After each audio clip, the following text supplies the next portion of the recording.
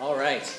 So if you have not received a handout, I'd be more than happy to pass this out. This is kind of a little explanation of 1st and 2nd Samuel, looking at all of the different passages of Scripture and kind of just breaking it down into chunks, if you will, to help you better grasp all the different stories that are happening. And to begin with, when I was studying in college, the Old Testament was something that I never really wanted to learn that much about. It was stuff that had happened, and it was fun to kind of hear about, but I was all about the Gospels. I really wanted to know about the true story, the story that really meant what my faith was rooted in. And I always pushed back on the Old Testament. I never really found the desire to kind of read too much of it. And it wasn't until I was in seminary that I was halfway forced to read it, but also at the same time, I really kind of opened up to it. And I realized the Old Testament is one of the greatest stories that's ever been written.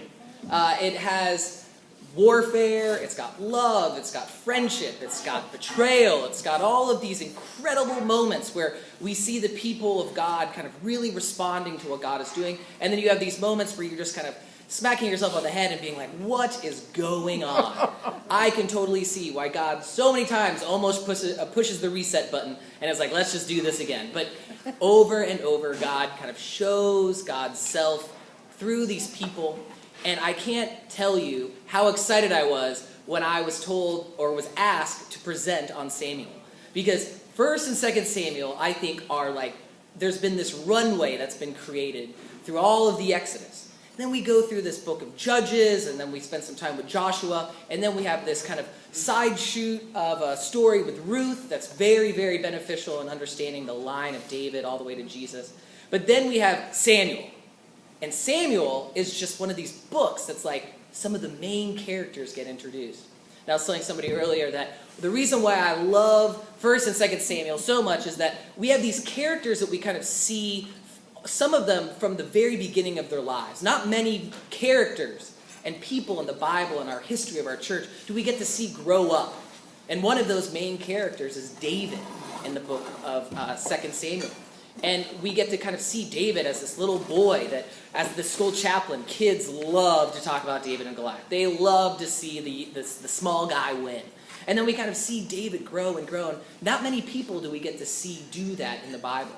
And I really feel like when we do, those are the people we should be paying attention to. Because God has said, this is somebody that you should see them transform into who they are going to be.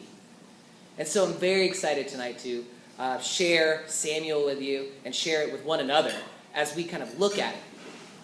Now, as you can see on this handout, I've kind of explained and I've broken down 1 Samuel and 2 Samuel. And the fun thing that's really important for me, I think, whenever I teach my students, which has taught me how to teach adults, is to kind of put this book in history somewhere. If you could put it somewhere tangibly, you can really see that it really happened. It's not just something that kind of happened a long time ago. So this book takes place right around about 1,000 years before Jesus is going to be on the earth. It is the time when we are out of the Exodus. It's been about 300 years, and Israel as a nation is kind of really dragging its feet. It has a lot of judges, and it is spending a lot of time really trying to figure out what their identity is. Because the authority figures that are kind of placed throughout the book of Judges and in Israel, some of them just don't get it. And a lot of them are just really bad. And some of them are really good. And some of them have great stories like, Samson. And we think of the stories of a lot of the other judges that you kind of like, it's the lesser of some evils sometimes. You're kind of like, oh, that was bad, but this guy was really, really bad. And so the judges are kind of just like this thing, and to the point where we get to Samuel, and God is doing something again. God is realizing that this is just not working. This whole judge thing just isn't working. And so we kind of have the beginning of Samuel. And so as we start, we want to look at the time that Samuel is considered the person who wrote 1 Samuel, but then Samuel dies, so Samuel can't write the second part of Samuel. And so it's believed that it's been written by some of the prophets, Gad and Nathan. And these are two prophets that probably finished these books. And originally I put fun fact, because I think it is a fun fact, that this was actually one book originally. And it wasn't until they started translating it into Greek that they realized that they've run out of space on one scroll. They were trying to write it all down, and they kind of ran out of paper. And they're like, uh-oh, so they just created another scroll, and so it just became 1 Samuel and 2 Samuel. But really, it was originally one book. And it was because of the vowels in Hebrew. And so when they started translating into Greek, there was more characters, and they ran out of space. And so they had to split it up, which I think is a fun fact. So, as you can see, Samuel was born to Hannah. And Hannah was from the Levite tribe and from ancestry. And so Hannah was barren. From the very beginning of Samuel, we see this character of Hannah. And it reminds us a lot of the story of Sarah. Somebody who is very barren and someone who is calling upon God for help. And the angels appear, and the three angels, the three visitors to Sarah. But sure enough, Hannah goes to the temple. And in this temple, it's actually the tabernacle. The temple has not been built yet. We have this priest that's there. His name is Eli. Maybe you remember reading about Eli. Eli, I picture as this really old guy who's kind of just walking around, and his sons are kind of helping him here and there. But Eli listens to Hannah, and Hannah's praying to God, asking for a child. And Eli thinks she's drunk. He's like, who is this crazy woman? She must be drunk. She's wandered into the tabernacle. She's not supposed to be here. And she goes, no, I really, really want a child. And so Eli listens to her and really sees the passion behind her words and says, you are going to have a child. She goes, it's impossible. I'm barren. He goes, no, you will. But the thing is that when you have that child, you'll have to give that child back to God. And Hannah says, anything. I just want a child. And so sure enough, they have a child. And Samuel is this cute kid, so happy. And there's this moment in the children's Bible. I didn't bring it. But the children's Bible, when you see like Hannah hugging little Samuel and Eli's like standing there holding out his hands, and you could see that, oh, this is the moment when she's handing him back to Eli. And he takes care of the tabernacle in the area of Shiloh. And it's this point where Eli's getting old. And as you remember in the story, Eli kind of puts Samuel in charge of standing around the Ark of the Covenant. I mean, the Ark of the Covenant, like the Indiana Jones Ark of the Covenant, awesome moment where these are like holding the 10 Commandments, and like this is very important. So he's hanging out, sleeping next to this Ark of the Covenant, protecting it. And that's his job. And then we have the very famous moment where God calls Samuel. And Samuel thinks Eli is calling him, so he wakes up and he knocks on the door and he says, Eli, why are you waking me up? And Eli goes, I'm old, let me go back to bed. I never called you. And he goes back to bed and he says, Samuel, and he gets up and he goes, Eli, what are you calling me for? And he goes, no, I didn't call you, whatever, go back to bed. And he goes back and gets called again, or Samuel gets called again, and he goes over and he goes, Eli, stop calling me, stop playing games. He goes, wait a minute, I'm not calling. God is calling you. You need to answer. And so, just like I think like Samuel's probably like a little boy on Christmas Eve, just like sitting there, just waiting to try to go back to sleep. Because if he falls asleep, God will call again. And time goes on, and eventually he gets called, and he goes, here I am. I'm here, God. And you know, is it I, Lord? You know, that very famous old hymn song. And God starts to talk to Samuel. And he says, you are going to be a very important person. But there's some bad news first. And you're going to help take over this tabernacle. Because Eli's sons are not. Because they're a little corrupt. They have a lot of problems amongst themselves. And you are going to be the one who takes care of the tabernacle from now on. And Samuel's very upset because Eli was like a father to him. So he wakes up and Eli the next morning is like, what did God say to you? And Samuel's like, nothing much. And Eli's like, no, tell me. And so he finally tells him, like, your sons have been stealing from you. They've been stealing from the tabernacle, and they're really corrupt, and God is saying that your line of priests is going to end. And Eli almost seems like he understands that his sons had possibly been doing that, but the way that he responds is, well, whatever God wants, that's what's going to happen. And Eli, who should have been heartbroken for all the work that he's done to protect this Ark of the Covenant, lets Samuel tell him the truth. And this is when you kind of see Samuel's role turn into a priest. When he tells the other priest, I am going to, the tough news that he's not going to be in charge anymore. and kind of giving him the grace and saying, but I'll be with you. And so we kind of flip to the second page. And this is the part that I really, really like. My kids really like this part of the story too, because it involves the Philistines, who they love. Because they all know that Goliath is a Philistine. And they all know the Philistines were giants when they sent spies into the promised land. And they go, the Philistines, the giants, we're all going to die. And so they're always like, are they giants? Like, how big were they? And I explained to them that the people of the Middle East at this time were very short, so a giant to them was probably 6'5", 6'6", and they're like, wait, what? And I was like, yeah, but if you're a grown man at 5 foot, 6'6" is pretty big if you're a warrior, And so we have this part of 1 Samuel 4 through 7, and we have the Philistines attacking Jerusalem and Israel. And we see that the boys, Eli's boys, say, we've heard in the past that if we take this ark and we bring it out, it's got to have some special powers of some sort. It will be used and we can kind of put it down and walk away just like they used to back in the Exodus. And it'll just blow up the enemy or something. And the Philistines are watching them do this. So the sons take out, Eli's sons take the ark out, and they put it down. And next thing you know it, the Philistines kill the sons, take the ark, and they take it back with them. And news gets back to Eli that the ark is gone and his sons have been killed. And Eli, who is so heartbroken about this, ends up falling and breaking his neck and dying. And so Eli kind of exits the story very sadly. Somebody who just kind of watches his sons die, watches the thing that he's protected just disappear, and realizing everything's gone. Now this is the part that my kids love.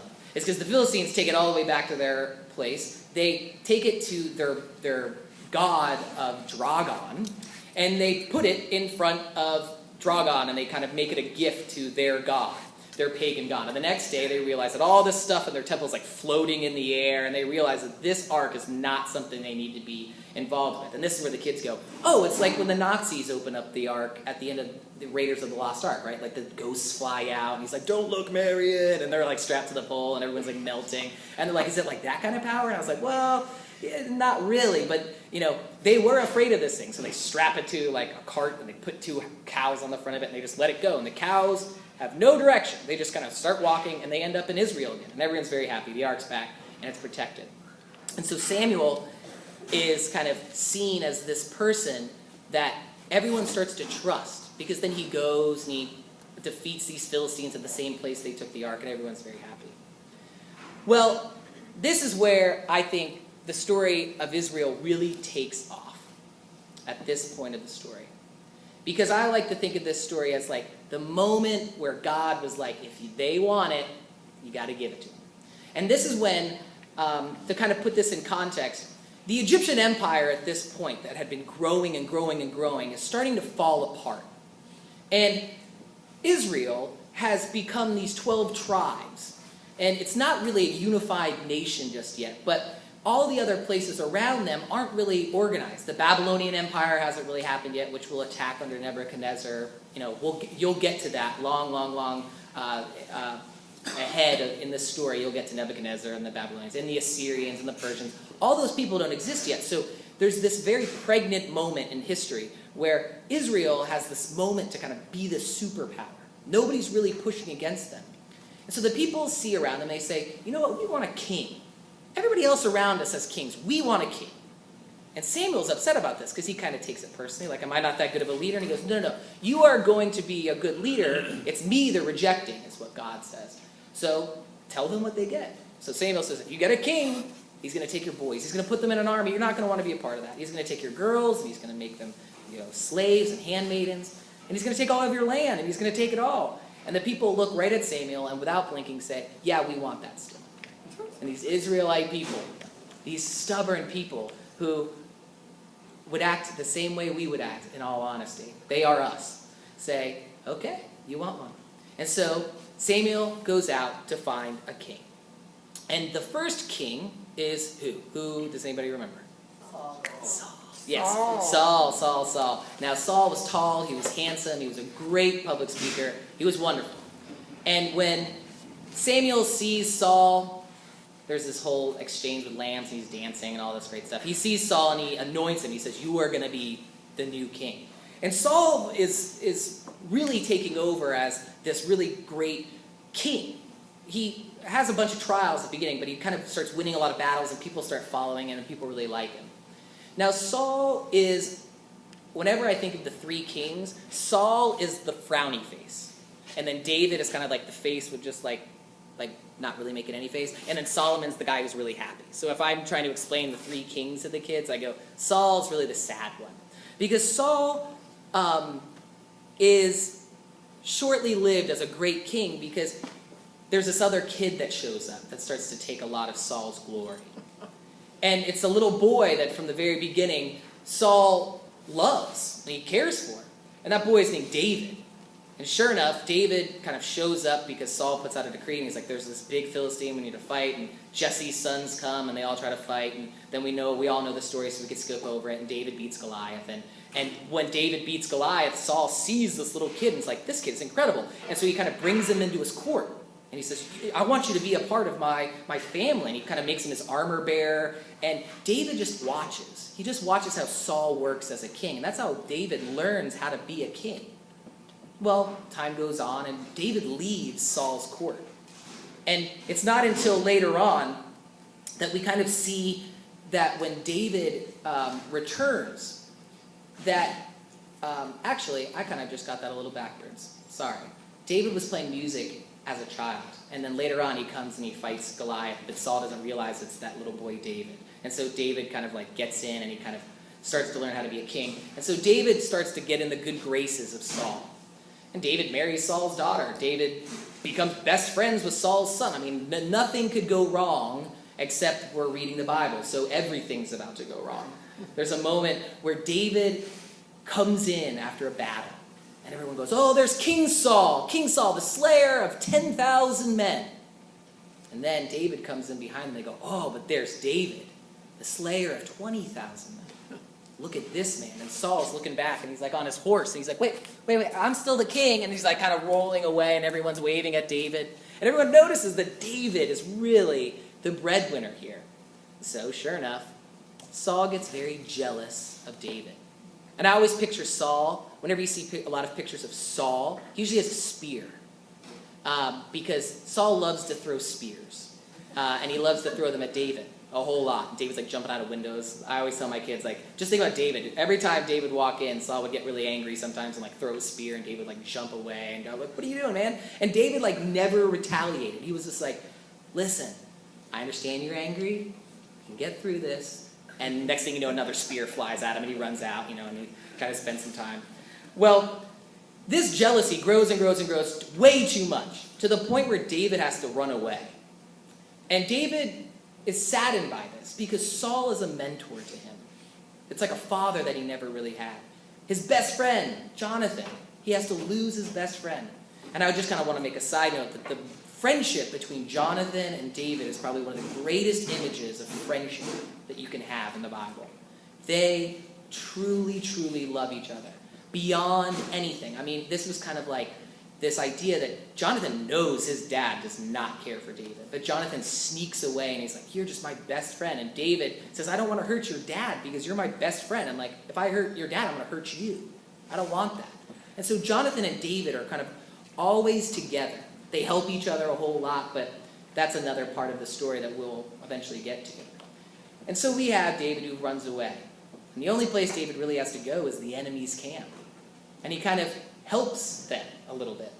And he kind of is living over there, and while he's spending time there, he sees that Saul is not going to do too well. And Samuel is seeing this too. And so Samuel is told by God to go anoint David as the new king. But not to tell anybody. And Samuel's like, well, I'm not going to go do that. I mean, if Saul finds out, I'm dead. I'm dead meat. He goes, no, you got to go do this. So he goes and he makes sure that he throws a big banquet and he anoints David.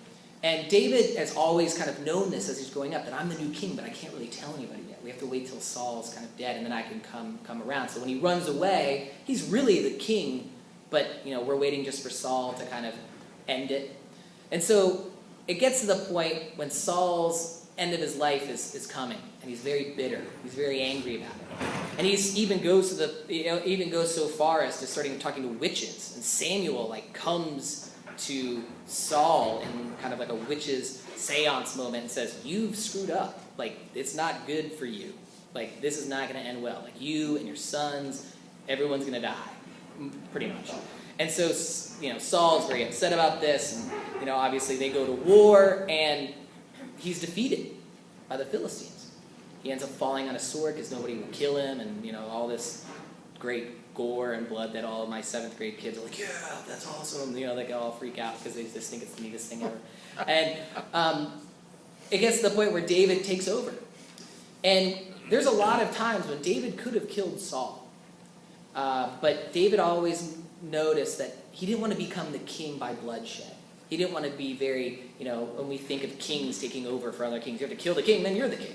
He didn't want that. And he also noticed that there are other times when Saul kind of seems remorseful about what he's done, but, he keeps falling into this kind of brokenness. And so Saul is this kind of character where we see this handsome, tall, very passionate person about Israel let the kind of stuff go to his head. And you kind of see the brokenness of a leader when power can just really go to their heads and they kind of just start following what they want and not listening to God. And God said, he gave them warnings. Samuel was like, "You better stop. Like, do what God wants you to do, or this is not going to end well."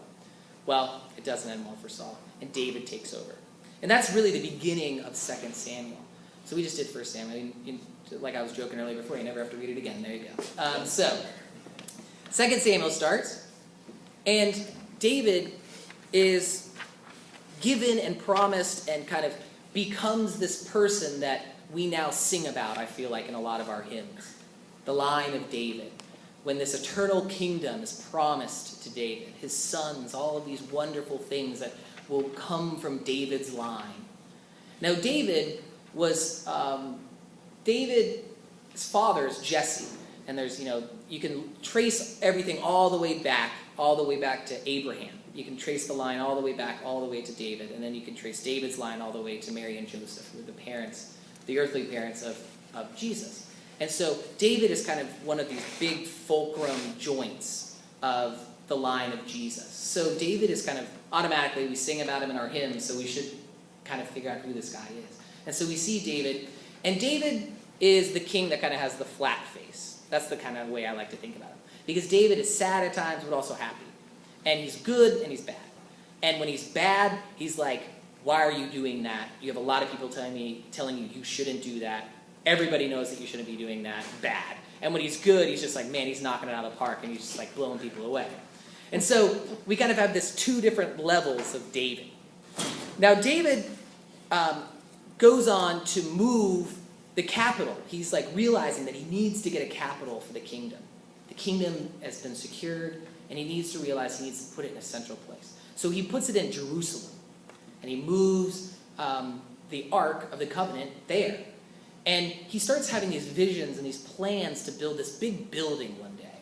And God ends up being like, no, you just wait for that. That'll be the temple, and your son will build that later on, but just don't worry about that yet. So David kind of wants to build the temple, but God says, no, you're going to get all the glory for a lot of it. Let your son take some love. So he kind of doesn't do that. And Jerusalem is this powerhouse. He defeats the Philistines, the Syrians, the Moabites, the Edomites, the Ammonites. He's just kind of going through. He's this great warrior, and everyone just sees David as this wonderful kind of like knight shining armor. And like I said, the Egyptian empire is falling. And so this is just becoming this huge kingdom, the kingdom of Israel. Then David has one of the biggest mistakes he could ever make. And I always joke around with my kids and I say the problem with the kings of Israel is that they loved God, but they really, really loved the ladies. They really loved women as well. And being the king, they could get any lady they really wanted. And so we have the very well-known story of Bathsheba. And this is the story of, love that, just desiring, and, David sees Bathsheba, and, he's like, who is that? And sends a messenger, and they're like, oh, that's, Uriah's wife. And he goes, oh. And so he ends up calling Bathsheba anyways, and a couple months later, Bathsheba's like, David, there's a problem. My husband's off at war, and I'm pregnant. How'd that happen? And David's like, oh no. So he calls, and he calls his general, he's like, you got to get Uriah back here. And he's like, Uriah, how are you doing? And because he's trying to cover this up, he has to have Uriah spend some time with his wife. But Uriah is like, well, I'm not going to go sleep at my house with my wife when all my men are at battle, so I'm just going to sleep by the gate. And David's like, no, you have to go home. You have to go, just take some rest, take some time with your wife. I mean, you're back. I heard she's very pretty. And he's like, no. And he just kind of disappears again. And so David is in a pickle. He's stuck.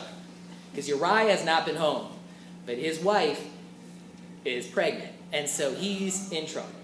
And so he calls upon his general, and he has to cover this up. And we all know the story. He sends Uriah out to the front line, and he tells his general to pull back all the men when they're battling, and Uriah is killed. And David swoops in and goes, oh, your husband's dead, but now we can be married.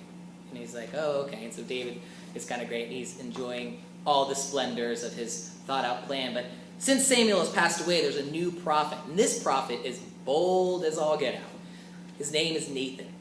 And he walks up to David and he says, let me tell you a story. One time there was a guy who was throwing a very important banquet. And he needed a lamb. And he was walking around and he asked this very rich person who had all these lambs, can I have one of your lambs for this banquet? And the guy who owned all these lambs said, no, you can't have any of my lambs. But there's a guy who's down the street, he's got this perfect lamb. I mean, he only has one, so I'm sure he'd like the money. And so the guys who want the banquet walk down to this guy and say, we want to buy your lamb. And the guy goes, no, you can't buy my lamb. This is like a part of my family. This is so important. I've even named it like Baba or whatever you want to call it, And he was like, no, we want to take it. And they end up taking the lamb from him. And they cook it, and they have this big, feast and everything like that. And what do you think about that, David? And David is sitting there being like, that is the worst thing I've ever heard of. That person who threw that banquet, they should be arrested and thrown in jail and killed. The person who told them to go take the one lamb from the other guy, that guy should be thrown in jail, put to death. That is the worst thing ever. Why would anybody take the one thing that anybody ever loved after they have everything that they would ever need? Yeah. And Nathan goes, do you know who this story is about, David? And David goes, yeah, yes, I do. And Nathan kind of points the finger at David and says, do you see what you've done? You have taken Uriah's lamb. You've killed him. And you have everything you need. You need to get right. That's what my mom would say. You need to get right. And David does. And he really realizes, and he repents, and he kind of has this moment where he's reconciling with his ideas. And he kind of starts on this spiral of all these bad events that start to happen. He sees his daughter, Tamar, is raped by his her half brother, and then he's killed by David's son Absalom. And then Absalom, who's worried about everything that's going to happen to him, runs off and then goes, wait a minute, I really want to be king. And so he kind of starts this whole siege on David. And this is another part my kids love. Absalom had very beautiful hair, and so he's riding his horse one day and he gets stuck in the tree by his hair, and he's kind of swinging there on his hair. And David says, don't kill my son, I want to forgive him. But then his general kills him, and Absalom, William Faulkner, for anybody who's ever read that book. And we have this story where David's kind of his whole life is just kind of running out. His wives are taken advantage of in public, and David is just really having a hard time. And David kind of spends time thinking about what he's done. And we see this moment in David when he kind of understands that he spent his life watching somebody fall apart in Saul. He spent his life really listening to God, and when he stopped, he realized everything started to break apart too. And he's seeing all these things. Hindsight is 50-50. And it's really easy to see when it's already happened and where you've gone wrong, but at the time you didn't see it. And we kind of have this unofficial psalm that ends David's time in 2 Samuel. And he's calling out to God and really asking for forgiveness. But God forgave him plenty of times. And God is seeing that David might not be the person that really, is going to be as revered as he could have been. So he's thinking about these things. And David has a son named Solomon, who is going to be the new king. And Solomon, I really believe, gets the glory of the temple, the first temple of Jerusalem, because of this very idea that David, it would have been a little stained on his reputation if that would have happened with David. And so we kind of have this final moment in 2 Samuel where David takes a census and God gets very angry at him. I'm very confused about why he would be very angry about this, but I think David's still trying to be like, well, look at all my soldiers. Like, I've got like over 1.5 million soldiers, and I've got all these people, and look how strong I've made this place. And God kind of is like, you still don't get, it's not about you. You keep thinking it's about you, but it's not. And then 2 Samuel kind of ends. And that's it. And when we get into the next book, cliffhanger, you'll see what happens with David and the end of his life and the role of his son Solomon. And then one of my favorite parts in church history, because it's so dynamic, is the kingdom starts to fall. This one thing that they begged God for. And then they eventually walk through the desert for 40 years to become. And they spent all this time building tribes with the sons of Jacob. And they kind of watch it all fall apart. And it's this really sad moment because the prophets will start to speak out about, do you not remember, we don't deserve this, but we've made our own bed. And now we have to lie.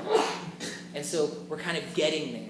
And you can kind of see that even with the roles of the kings, they're still human. And it's not until the Holy Divine returns to earth that we finally get like the perfect image of what a human can accomplish in such simple ways, like taking care of one another and doing the right thing at all times. That all these great characters really are all kind of summed up and seen as these kind of fallible things until when we finally find the most infallible human being, which is in Jesus. So that is the story of 1st and 2nd Samuel. It's two books that have so many characters. And so I was thinking it'd be fun if anybody would like to respond on one of the characters, one of these people in our history, and why you think that they're such a dynamic character. I think that'd be a really fun way to kind of wrap your mind around who they are. And maybe we can have some discussion about that. So are there any questions, or would anybody like to respond to that idea of who their favorite character was, or who the character they didn't really like but they kind of liked, like the very attractive, because sometimes all good characters are kind of boring sometimes. That's why bad guys in movies are like kind of fun to like too. So I don't know if there's any responses that you would like to